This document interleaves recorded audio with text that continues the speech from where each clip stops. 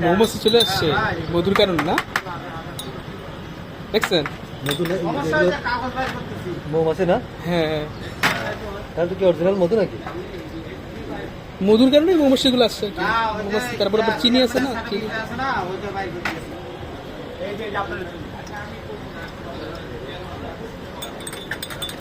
এই মধু তোমরা কোথা থেকে নিয়ে আসছো?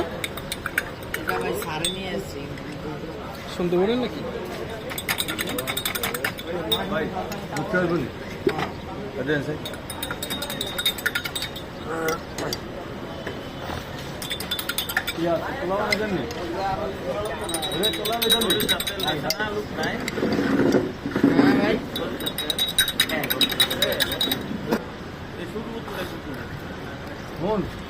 কথা